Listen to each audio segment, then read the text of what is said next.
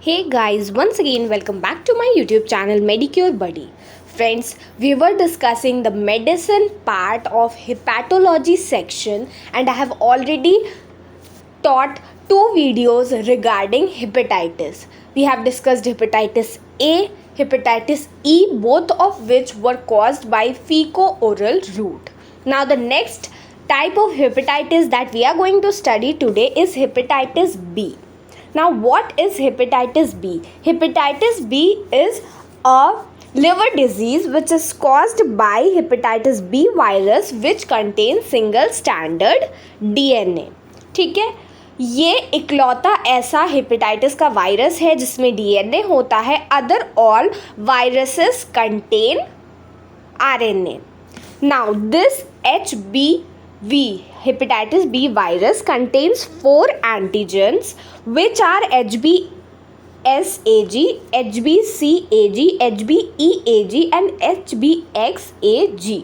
ठीक है, ये 4 एंटीजेंस जो है वो आइडेंटिफाई किए गए हैं, आउट ऑफ विच जो BS है वो सरफेस एंटीजन है और जो E है HBeAg that is responsible for the infectivity of virus. ठीक है, now that we have understood the introduction, let's move on to the mode of transmission. So ये जो वायरस है, ये जैसा कि मैंने आपको बताया that previous to A and E were caused by fecal-oral route, but ये जो होता है ये blood borne route से ट्रांसफ़र होता है. ठीक है, कैसे इन्फेक्टेड ब्लड का ट्रांसमिशन करने से, या फिर किसी ने IV ड्रग्स का यूज़ किया हो, या फिर परक्यूटेनियस एक्सपोजर हो गया हो, उसको नीडल स्टिक की इंजरी हो गई हो. ठीक है, या फिर रेजर ब्लेड से मदर से न्यूबॉर्न बेबी में, ऐसे इसका ट्रांसमिशन हो सकता है. ठीक है, एपिडेमियोलॉजी की बात करें तो ज़्यादातर ये पेरेंटरल ट्रांसमिशन की वजह से वेस्टर्न कंट्रीज़ में ये देखा जाता है.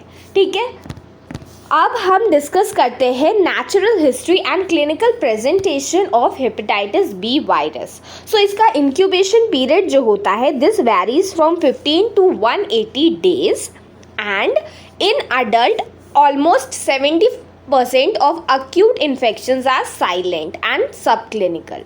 30% develop icterus hepatitis. तो सिर्फ ज़्यादातर 30% केसेस जो हैं इसमें ही इक्टेरिक हेपेटाइटिस जैसे केसेस हमें देखने को मिलते हैं. ठीक है, 10 पेरीनेटल और childhood HBV infections are usually asymptomatic.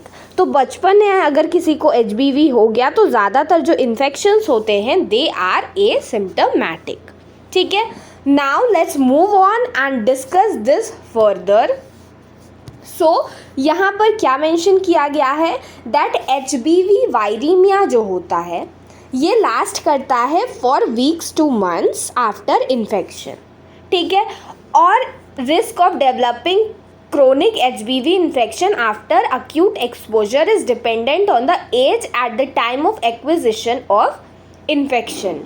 Dependent on the age, thus nearly 90% of neonates, around 50% of young children and aged 1 to 5 and 1 to 5% for adult. तो ज़्यादातर चांसेस 90% होती है नियोनेट में. मतलब उम्र जितनी कम होगी जिसमें HBV का इन्फेक्शन हुआ उसके क्रोनिक होने के चांसेस उतने ज़्यादा होते हैं.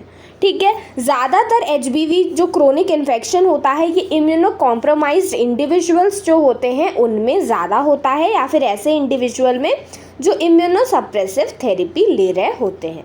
ठीक है, अब हम डायग्नोसिस की अगर बात करें तो यहाँ पर क्या मेंशन किया गया है दैट डायग्नोसिस जो होती है HBV इन्फेक्शन की ये डिटेक्शन वायरस एंटीजन और एंटीबॉडी के बेसिस पे किया जाता है, वो भी कहाँ पर that too in the serum.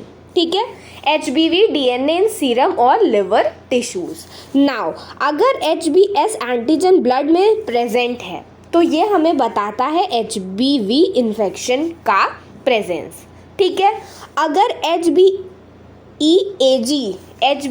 Antigen present है तो ये एक्टिव वायरल रेप्लिकेशन के बारे में हमें बताता है. अगर वायरस जल्दी जल्दी रेप्लिकेट कर रहे हैं तो वो हमें पता चलेगा HBe एंटीजन के लिए के थ्रू, जिसलिए मैंने आपको बोला था कि ये एंटीजन जो होता है ये इन्फेक्टिविटी के लिए रिस्पॉन्सिबल होता है।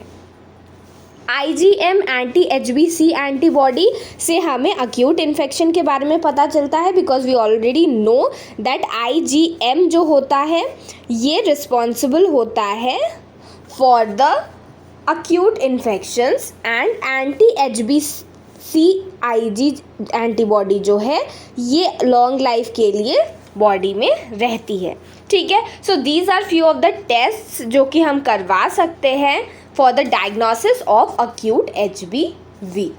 ठीक है, ट्रीटमेंट, ये सेल्फ लिमिटिंग डिजीज़ होती है, तो इसका जो ट्रीटमेंट होता है वो हम यूज़ करते हैं, एंड इसको कोई भी स्पेसिफिक एंटीवायरल ट्रीटमेंट की ज़रूरत नहीं होती है, because we have already seen that it is a self limiting disease.